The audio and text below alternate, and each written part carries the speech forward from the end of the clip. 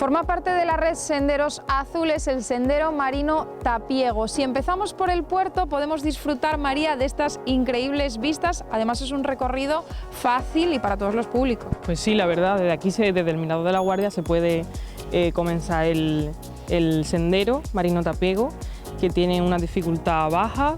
Se puede hacer caminando y de un recorrido de 1 kilómetro con 300 metros, y la verdad que es un atractivo también añadido al pueblo.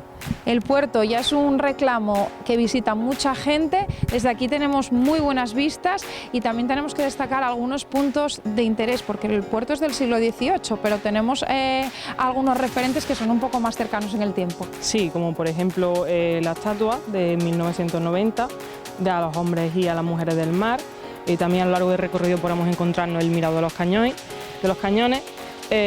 También la piscina marina de agua salada del 2010, así como la playa de la Ribeiría y de Azuradas. El actual puerto de Tapia se construyó entre el siglo XVIII y XIX gracias a las donaciones del marqués de Casariego, que facilitó y aumentó pues, el interés de la pesca aquí en el puerto, gracias al aumento de los barcos de pesca.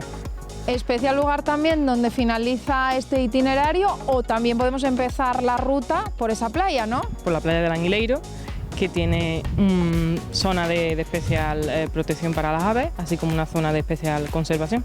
Vale, pues venga, vamos a visitarla.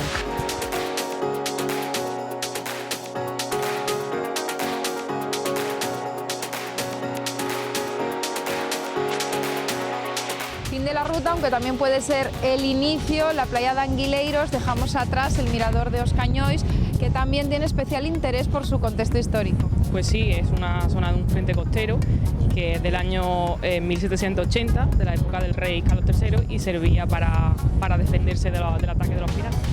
Llegamos a este punto que los surfistas aman para la práctica del surf. Es verdad que hoy no hay muchas olas, pero normalmente sería la escena habitual, ¿no? Sí, estar viéndolos por aquí. Sí, la verdad que sí. Hoy no es normal porque no hay prácticamente olas, pero de normal se suelen ver aquí, sí.